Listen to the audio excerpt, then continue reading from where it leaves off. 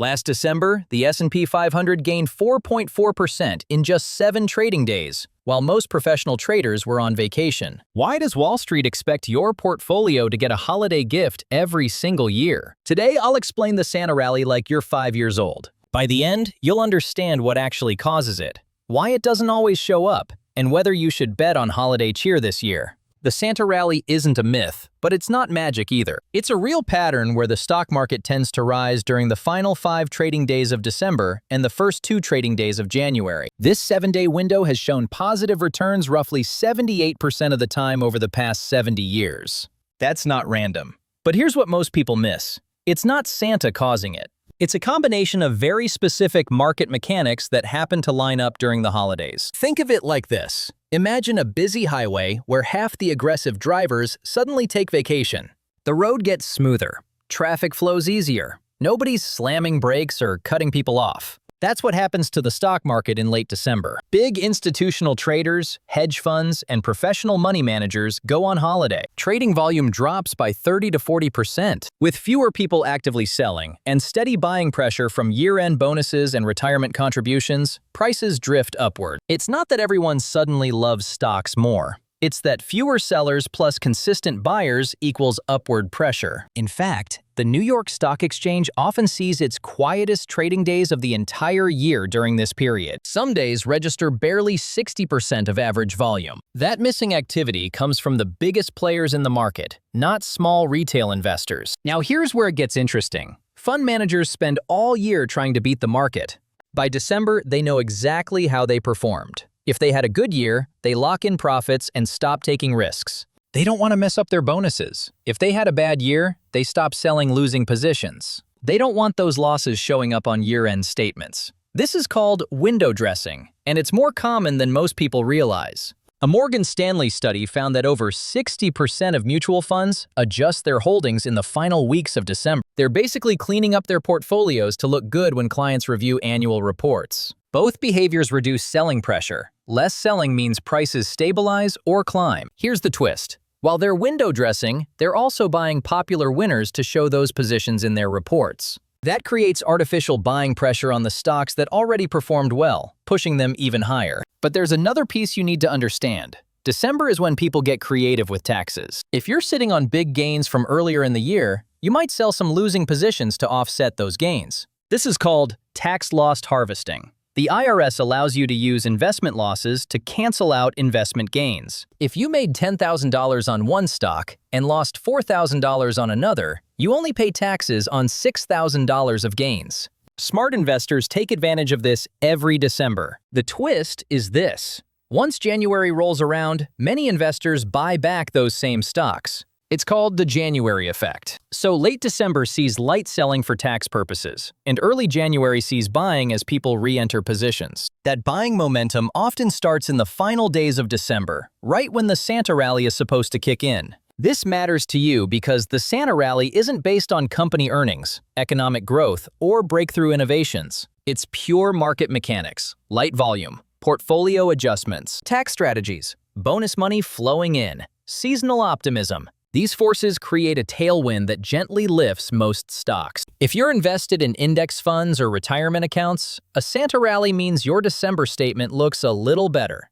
If you're actively trading, it might tempt you to jump in hoping for easy gains. The average Santa rally adds about 1.3% to the S&P 500 during those 7 days. That might not sound massive, but annualized, that's equivalent to a 75% yearly return.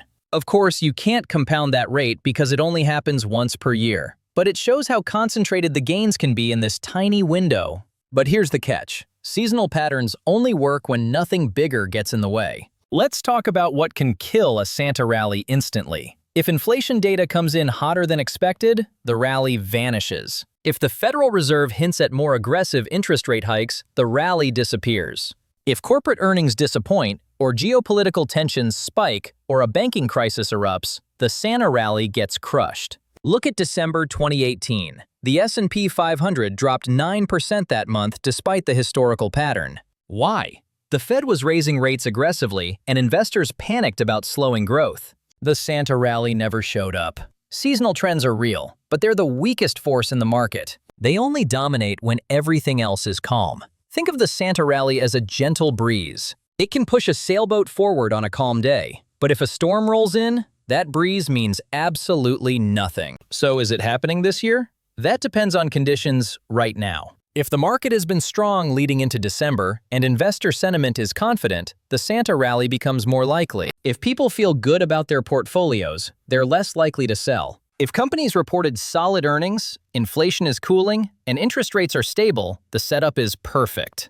But if the market is nervous or investors are sitting on huge gains and want to lock in profits, the seasonal bump can evaporate instantly. Historical data shows the Santa rally is strongest in years where the market was already up 15% or more. When investors are winning, they let their positions ride. When they're scared, they sell regardless of the calendar. Here's what you should watch for. First, look at trading volume. If volume stays unusually high in late December, it means big players aren't on vacation. That's a red flag. High volume means active selling, and active selling kills rallies. Second, watch the VIX, which measures market fear. If the VIX spikes above 20, it means investors are scared. Scared investors don't participate in Santa rallies. They sell and hide in cash. Third, pay attention to Federal Reserve commentary. If Fed officials are talking tough about inflation, the market won't rally just because it's December. Fourth, check the year-to-date performance of major indices. If the market is down significantly, year-end selling pressure to harvest losses can overwhelm seasonal buying. Here's the thing most people get wrong. They treat the Santa rally like a prediction. They assume it'll happen because it happened before. But the Santa rally is better understood as a probability. It's likely when conditions align, and unlikely when they don't. If you're a long-term investor, it doesn't matter much. Your portfolio will go up and down based on decades of growth, not 1 week in December. But if you're trying to time the market, chasing the Santa rally can backfire. You might buy in late December expecting a pop, only to watch the market drop in early January.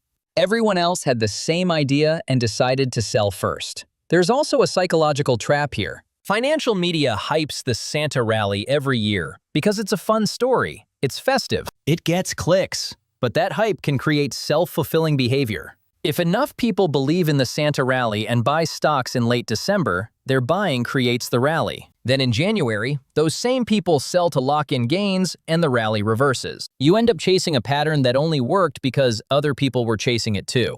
That's not investing, that's speculation with a holiday theme. So to recap, the Santa rally is a real pattern where stocks tend to rise during the last 5 days of December and first 2 days of January. It happens about 78% of the time, driven by lighter trading volume, year-end portfolio adjustments, tax strategies, and bonus inflows. But it only works when bigger forces like inflation, interest rates, or corporate earnings stay calm. This year, whether it happens depends entirely on current market conditions and investor sentiment. Watch trading volume, the VIX, Federal Reserve signals, and year-to-date market performance. If conditions align, great. If not, the Santa rally is just another reminder that markets don't follow calendar traditions. Long-term investors shouldn't care. Short-term traders should be cautious. And everyone should remember that seasonal tailwinds are the weakest force in finance. So here's the real question. Are you willing to adjust your entire investment strategy based on a 7-day pattern that fails 22% of the time? Or would you rather build wealth on fundamentals that work year-round?